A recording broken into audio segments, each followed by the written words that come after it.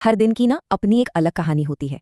और इस दिन की कहानी शुरू हुई एक ऐसी खबर से जिसने सुबह सुबह ही पूरे देश में एक नया जोश भर दिया।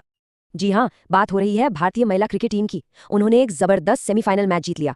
लेकिन सुनिए, ये सिर्फ एक जीत नहीं थी, ये तो एक रिकॉर्ड था। एक ऐसा मोमेंट जिसने दिन की शुरुआत ही इतने जोश और उत्साह से कर दी। इस पर हम थोड़ी देर में और डिटेल में बात करेंगे, जरूर। तो चलिए अब खेल के मैदान से निकलते हैं और चलते हैं डिप्लोमेसी और ग्लोबल पावर के थोड़े जटिल मैदान में। देखते हैं कि उस दिन भारत दुनिया में अपना रोल कैसे निभा रहा था। उस दिन की एक बड़ी खबर आई ट्रेड की दुनिया से। चीन ने वर्ल्ड ट्रेड ऑर्गेनाइजेशन यानी WTO में भारत के खिलाफ एक शिकायत दर्ज कर दी। मुद्दा क्या था? भारत की प्रोडक्शन लिंक्ड इंसेंटिव स्कीम्स। चीन का कहना था कि ये स्कीम्स WTO के नियमों के खिलाफ हैं और बाहर से आने वाले सामान के साथ भेदभाव करती हैं। तो ये PLI स्कीम आखिर है क्या चीज? इसको ना 2020 में लॉन्च किया गया था, इस मकसद से कि देश में ही मैन्युफैक्चरिंग को बढ़ावा दिया जा सके। मतलब बिल्कुल सीधा सा है, कोई कंपनी जितना ज्यादा सामान भारत में बनाएगी और बेचेगी, सरकार उसे उतना ही ज्यादा फायदा देगी। और यही स्कीम इस पूरे विवाद की जड़ है। अब इस ट्रेड वाले तनाव के बीच ये जानना भी जरूरी हो जाता है कि भारत की मिलिट्री पावर कहाँ स्टैंड करती है। ग्लोबल फायर पावर इंडेक्स 2025 के हिसाब से भारत दुनिया की चौथी सबसे शक्तिशाली सेना है। ये बात ग्लोबल स्टेज पर उसके महत्व को और भी बढ़ा देती है ना। और ये स्लाइड तो बड़ी खूबसूरती से दिखाती है कि फॉरेन पॉलिसी के ना कई चेहरे होते हैं, सिर्फ एक तरीके से काम नहीं चलता। देखिए, एक तरफ पश्चिमी सीमा पर त्रिशूल मिलिट्री एक्सरसाइज चल रही थी। ये था भारत की सैन्य तैयारी का प्रदर्शन, जिसे कहते हैं हार्ड पावर। वहीं दूसरी तरफ चीन के बीजिंग में कवि रविंद्रनाथ टैगोर की एक मूर्ति का अनावरण किया गया। ये है भारत की सांस्कृतिक विरासत, उसकी सॉफ्ट पावर। ग्लोबल पावर के अलावा अपने पड़ोसियों के साथ रिश्ते भी उतने ही जरूरी हैं।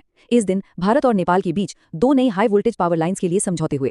ये कदम न सिर्फ एनर्जी सिक्योरिटी को बढ़ाएगा, बल्कि पड़ोसियों के साथ संबंधों को और भी मजबूत करेगा। चलिए अब देश के अंदर की हालत देखते हैं, खासतौर पर आर्थिक गतिविधियों पर नजर डालते हैं। आखिर वो कौन सी पॉलिसीज और फाइनेंशियल सिस्टम्स हैं जो देश की इकोनॉमी को चला रहे हैं। नीति आयोग की एक नई रिपोर्ट ने इस बात को कंफर्म किया कि भारत की इकोनॉमी का सबसे बड़ा ड्राइवर है सर्विस सेक्टर। सोचिए, देश के कुल GVA यानी ग्रॉस वैल्यू एडेड में 55% का योगदान सिर्फ इसी सेक्टर का है। ये भारत की इकोनॉमिक आइडेंटिटी का एक बहुत बड़ा हिस्सा है। अब ये रकम देखिए, $460 मिलियन एशियन डेवलपमेंट बैंक ने एग्रीकल्चर और क्लीन एनर्जी के लिए इतने बड़े लोन को मंजूरी दी, और इसका सीधा फायदा लगभग 9 लाख किसानों तक पहुंचने की उम्मीद है। एग्रीकल्चरल सेक्टर को मॉडर्न बनाने की दिशा में ये एक बहुत बड़ा कदम है। पैसे के लेन देन को लेकर भी एक अहम खबर थी। रिजर्व बैंक ने एक नया नियम प्रपोज किया। इससे क्या होगा? विदेश से भेजा गया पैसा अगर बैंकिंग आवर्स में भेजा गया है तो उसी दिन बेनिफिशियरी के अकाउंट में क्रेडिट हो जाएगा। इससे ट्रांजैक्शंस कितने तेज और आसान हो जाएंगे, सोचिए। और यहाँ व्यापार को आसान बनाने की एक और कोशिश दिखती है। उत्तर प्रदेश सरकार ने 13 ट्रेड लॉज के तहत जो छोटे मोटे जुर्म थे उनके लिए जेल की सजा को हटा दिया। अब सिर्फ जुर्माना लगेगा। इसका मकसद साफ है, एंटरप्रेन्योर्स पर नियमों का बोझ कम करना और बिजनेस के लिए माहौल को बेहतर बनाना। ठीक है, अब इकोनॉमी से थोड़ा हटकर उन घटनाओं पर फोकस करते हैं जो देश की पहचान, उसके इतिहास और हमारी कलेक्टिव अचीवमेंट्स को दिखाती हैं। 31 अक्टूबर, ये दिन नेशनल यूनिटी डे यानी राष्ट्रीय एकता दिवस के रूप में मनाया जाता है।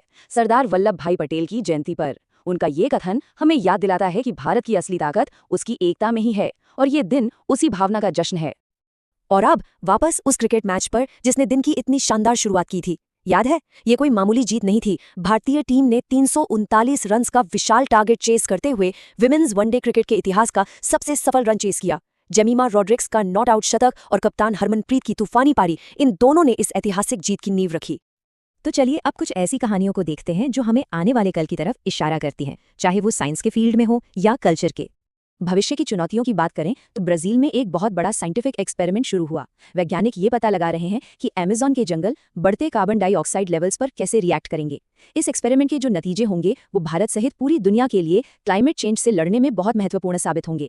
और आखिर में भविष्य को आकार देने वाली 2 और झलकियां। एक तरफ लिटरेचर में श्रीलंका के एक लेखक को एक प्रतिष्ठित पुरस्कार मिला जो आर्ट और क्रिएटिविटी के फ्यूचर को दर्शाता है। वहीं दूसरी तरफ वर्ल्ड सेविंग्स डे ने हमें एक सुरक्षित फाइनेंशियल फ्यूचर की अहमियत याद दिलाई। तो हमने देखा कि कैसे सिर्फ एक दिन में क्रिकेट की जीत, ग्लोबल डिप्लोमेसी, इकोनॉमिक रिफॉर्म्स और राष्ट्रीय गौरव की कहानियां एक साथ बुन गईं। ये सब मिलकर एक देश की कितनी कॉम्प्लेक्स और डायनामिक तस्वीर बनाते हैं। ये था 31 अक्टूबर 2025 का एक स्नैपशॉट। अब सवाल ये है कि कल का अध्याय क्या लिखेगा।